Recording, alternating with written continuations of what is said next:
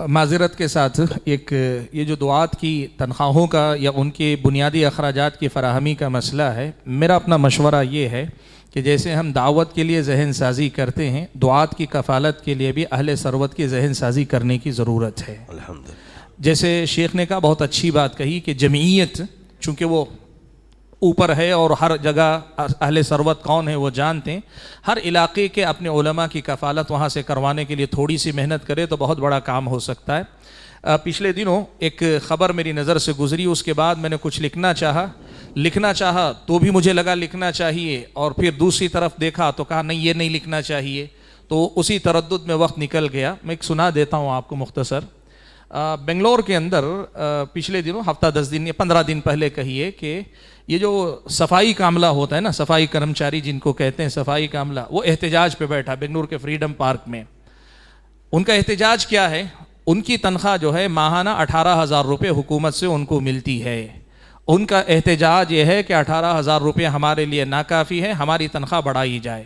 بنگلور کے ایک مسلم MLA ان کے ساتھ شریک ہوئے، اور شریک ہو کر انہوں نے کہا کہ مجھے جو ہے میرا اپنا مطالبہ یہ کہ حکومت ان کی تنخواہ ڈبل کرے، 18 کے بجائے 35-36,000 روپے ان کی تنخواہ دینی چاہیے۔ یہ خبر پڑھ کر مجھے بہت تکلیف ہوئی۔ کیوں ہوئی میں آپ کو بتاؤں گا تو آپ کو برا لگے گا، لیکن مجھے تھوڑا سا کہنے دیں، یہ بات میں بول دوں تو برا نہ مانیں آپ۔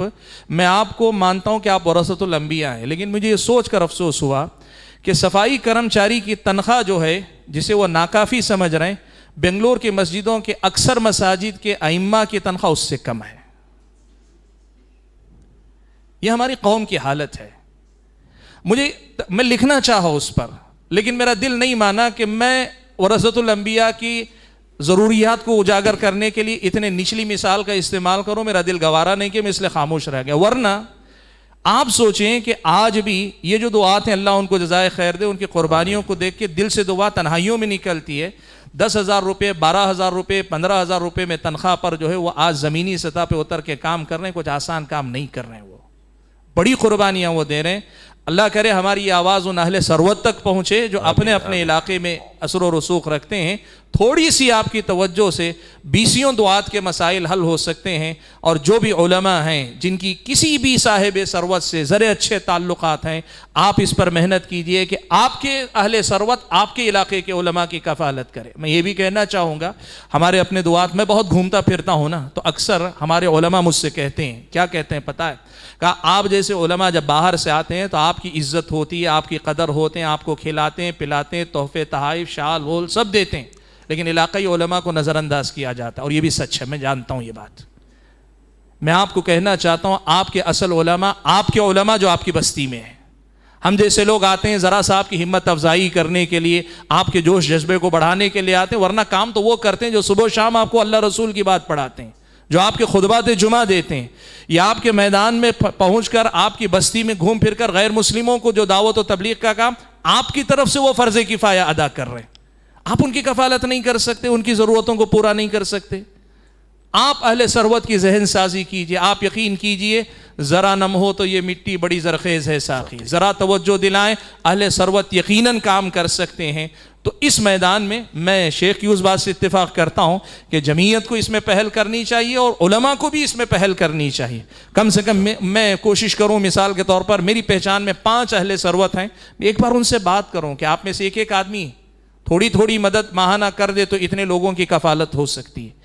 اس ملک کے اندر اسلامی نظام حکومت نہیں، اگر اسلامی نظام حکومت کہیں ہوتا تو حکومت ان سب چیزوں کی ذمہ دار ہو جاتی، بیت المال ان سب کا ذمہ دار ہو جاتا، لیکن اگر یہ نہیں ہے تو علاقائی سطح پر کریں۔ کل ہی ایک نوجوان مجھے بتا رہے تھے کہ میری اپنی بستی کے اندر ائمہ کی تنخواہ 8,000 روپے تھی۔ میں نے کیا کیا؟ جمعیت کو بھی نہیں، ذمہ داروں کو بھی نہیں، عام نوجوان سے میں نے درخواست کی، آج یہ صورتحال ہے کہ اس تنخواہ کے ساتھ اضافی تنخواہ مقامی نوجوان آپس میں تعاون سے دے دیتے ہیں۔ کوشش کریں تو دروازہ کھل سکتا ہے۔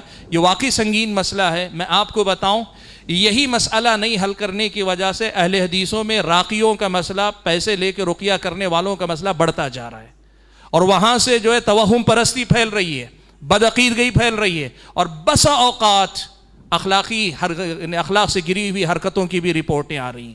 آپ اگر اس مسئلے کو حل نہیں کریں گے، اس کا رد عمل قوم کو ہی جھیلنا پڑے گا۔ ہم کو اس کو سمجھنا چاہیے۔ معذرت چاہتا ہوں، شیخ نے کہا تھا مختصر جواب دیں، لیکن اس کو کیا مختصر کریں؟